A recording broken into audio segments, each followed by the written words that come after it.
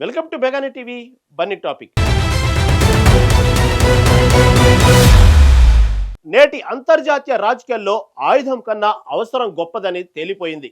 ముల్లును ముల్లుతోనే తీయాలి అన్న చందంగా అగ్రరాజ్యం అమెరికా మొండితనాన్ని, ఇరాన్ పట్టుదలను చైనా తన దౌత్యంతో దారిలోకి తెచ్చింది. 38 రోజుల పాటు నిప్పుల కొలిమిలా మారిన పశ్చిమాసియాలో ఇప్పుడు శాంతి పవనాలు వీస్తున్నాయి. ఈ కాల్పుల విరమణ వెనక ఉన్న అసలు మాస్టర్ మైండ్ ఎవరు? ఇస్లామాబాద్ చర్చల అజెండా ఏమిటి? Let's watch.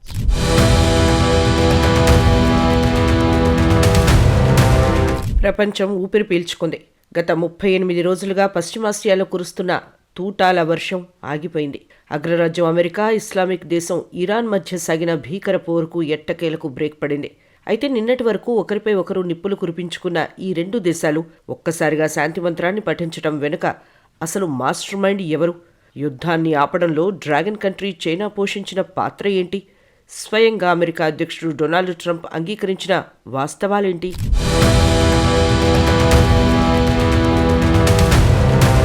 పశ్చిమాసియాలో యుద్ధ మేఘాలు విడిపోయాయి. గత నెలన్నర రోజులుగా అమెరికా క్షిపణులు, ఇరాన్ డ్రోన్లతో దద్దరిల్లిన సరిహద్దులు ఇప్పుడు నిశ్శబ్దమయ్యాయి. 38 రోజుల పాటు సాగిన ఈ రక్తపాతానికి ముగింపు పలుకుతూ ఇరు దేశాల మధ్య కాల్పుల విరమణ ఒప్పందం కుదిరింది. ఈ యుద్ధం వల్ల వేల సంఖ్యలో ప్రాణ నష్టం జరగడమే కాకుండా ప్రపంచ ఆర్థిక వ్యవస్థ అతలాకుతలమైంది. చమురు ధరలు ఆకాశాన్ని తాకాయి. ఈ క్రమంలో యుద్ధాన్ని ఆపడానికి ఐక్యరాజ్య సమితి చేసిన ప్రయత్నాలు ఫలించలేదు. కానీ అనూహ్యంగా చైనా రంగంలోకి దిగడంతో సీన్ మొత్తం మారిపోయింది.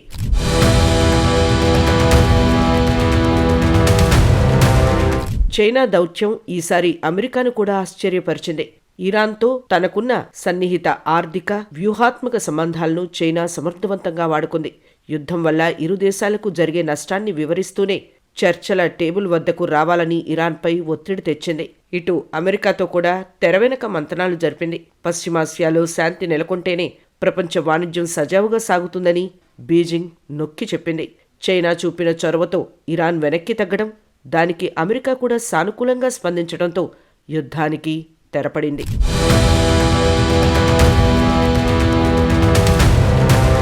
సాధారణంగా చైనాను విమర్శించే అమెరికా అధ్యక్షుడు డొనాల్డ్ ట్రంప్ ఈసారి మాత్రం ఆసక్తికర వ్యాఖ్యలు చేశారు.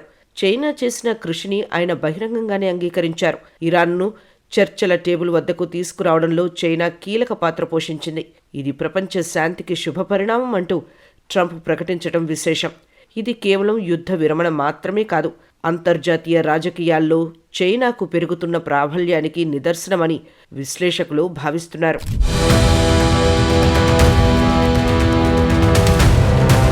పశ్చిమాసియాలో ఉద్రిక్తతలు తగ్గడం చైనాకు చాలా అవసరం. ఇజ్రాయెల్ హమాస్ ఘర్షణల నుండి మొదలై ఇరాన్ ప్రత్యక్షంగా రంగంలోకి దిగే వరకు పరిస్థితులు విషమించాయి. అయితే ఈ యుద్ధం కేవలం ఆ ప్రాంతానికే పరిమితం కాకుండా ప్రపంచ ఆర్థిక వ్యవస్థను కుదిపేస్తోంది. ముఖ్యంగా చైనాకు ఇది ఏమాత్రం మింగుడు పడటం లేదు. ఎందుకంటే చైనా తన ఇంధన అవసరాల కోసం ప్రధానంగా గల్ఫ్ దేశాలపైనే ఆధారపడి ఉంది. పశ్చిమాసియాలో అస్థిరత అంటే చైనా ఇంధన భద్రతకు ముప్పు అని అర్థం. అందుకే ఈ ఉద్రిక్తతలను తగ్గించడం చైనాకు ఇప్పుడు అత్యంత ప్రాధాన్యతగా మారింది.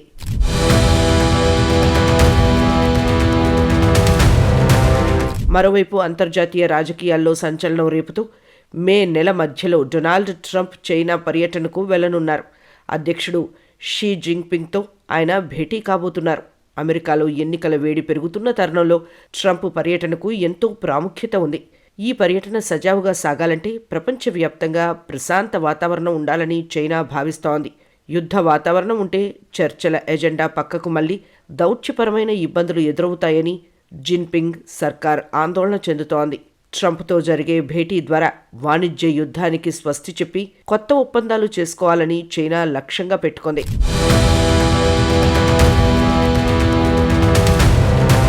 యుద్ధాన్ని ఆపే శక్తి చైనాకు ఎక్కడిది? సమాధానం స్పష్టం. అది ఆర్థిక బలం. ఇరాన్కు చైనా అతిపెద్ద వాణిజ్య భాగస్వామి. అంతర్జాతీయ ఆంక్షల నడుమ ఇరాన్ ఆర్థిక వ్యవస్థకు ఊపిరి పోస్తున్నది చైనాయే. ఇరాన్ నుంచి భారీగా ముడి చమురును కొనుగోలు చేస్తూ ఆ దేశానికి అండగా నిలుస్తోంది. ఈ ఆర్థిక బంధమే చైనా ఇప్పుడు ఆయుధంగా వాడుతోంది. ఇరాన్ను శాంతి మార్గంలోకి మళ్లించేలా యుద్ధానికి దూరంగా ఉండాలని చైనా తెర వెనుక పావులు కదుపుతోంది. బీజింగ్ మాటను ఇరాన్ కాదనలేని పరిస్థితిని చైనా కల్పించింది.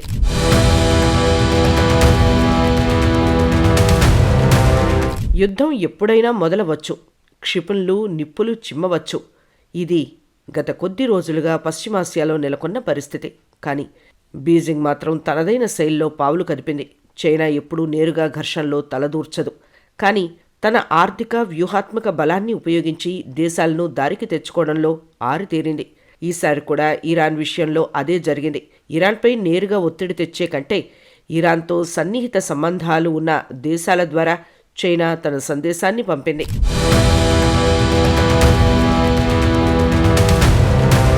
పాకిస్తాన్, టర్కీ, ఈజిప్ట్ ఈ 3 దేశాలు మధ్యప్రాచ్య రాజకీయాల్లో కీలక పాత్ర పోషిస్తాయి. ఈ దేశాలకు చైనాతో ఉన్న ఆర్థిక అవసరాలు, వ్యూహాత్మక ఒప్పందాలను అస్త్రంగా చేసుకొని చైనా ఇరాన్ను శాంతింపజేయాలని కోరింది.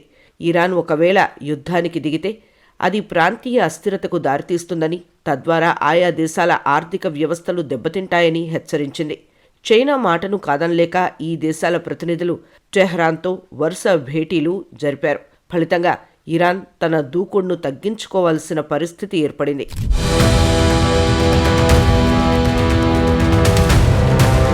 మరోవైపు వాషింగ్టన్లోని చైనా రాయబార కార్యాలయం కూడా ఈ సంక్షోభ సమయంలో అత్యంత క్రియాశీలకంగా వ్యవహరించింది.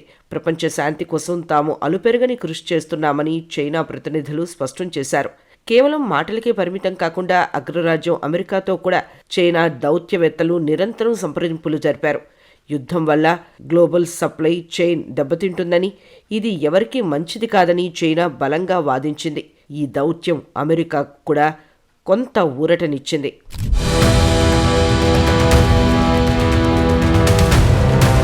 ఈ ఉద్రిక్తతల నేపథ్యంలో వాయిదా పడిన డొనాల్డ్ ట్రంప్ పర్యటన మళ్లీ రీషెడ్యూల్ కావడం చైనాకు లభించిన అతిపెద్ద దౌత్య విజయంగా పరిగణించవచ్చు. యుద్ధం జరిగితే పర్యటనలు అసాధ్యం. కానీ చైనా చొరవతో పరిస్థితి సద్దుమణగడంతో ట్రంప్ తన పర్యటనకు సిద్ధమయ్యారు. ఇది చైనా యొక్క గ్లోబల్ ఇమేజ్ను పెంచడమే కాకుండా మధ్యప్రాచ్యంలో అమెరికా కంటే చైనా మాటకే ఎక్కువ విలువ ఉందని ప్రపంచానికి చాటి చెప్పినట్లయింది.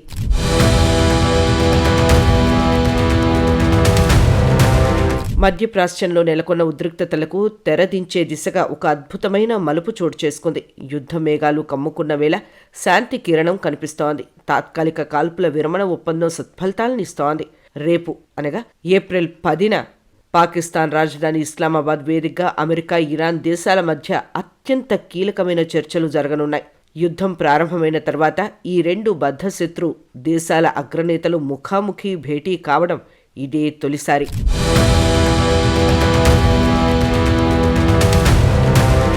ఇస్లామాబాద్ వేదికగా జరుగుతున్న ఈ చర్చలు కేవలం 2 దేశాల మధ్య సమస్యే కాదు, ప్రపంచ ఆర్థిక వ్యవస్థను మరియు ఇంధన భద్రతను ప్రభావితం చేసే అంశం. గత కొన్ని వారాలుగా సాగుతున్న తాత్కాలిక కాల్పుల విరమణ వల్ల వేలాది మంది ప్రాణాలు కాపాడబడ్డాయి. ఇప్పుడు ఆ విరామాన్ని శాశ్వత శాంతిగా మార్చడమే జేడీ వాన్స్ మరియు గాలిబాఫ్ ముందున్న ప్రధాన లక్ష్యం.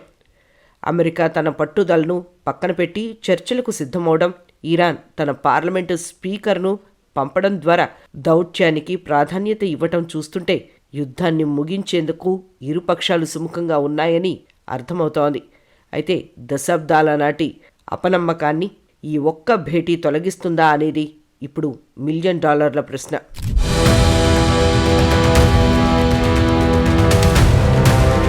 రెండు వారాల పాటు అమల్లో ఉండే ఈ కాల్పుల విరమణ సమయంలో ప్రపంచ వాణిజ్యానికి అత్యంత కీలకమైన హార్మూజ్ జలసంధిని తిరిగి షిప్పింగ్ కోసం తెరుస్తారు.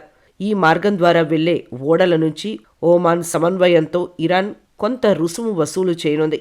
ఈ నిధులను యుద్ధం వల్ల దెబ్బతిన్న ప్రాంతాల పునర్నిర్మాణం కోసం ఉపయోగించనున్నారు. మొత్తం మీద చైనా జోక్యంతో పశ్చిమాసియాలో యుద్ధ మేఘాలు ప్రస్తుతానికి తెగిపోయినట్లు కనిపిస్తోంది. మొత్తం మీద చైనా జోక్యంతో పశ్చిమాసియాలో యుద్ధ మేఘాలు ప్రస్తుతానికి తొలగిపోయినట్లు కనిపిస్తోంది.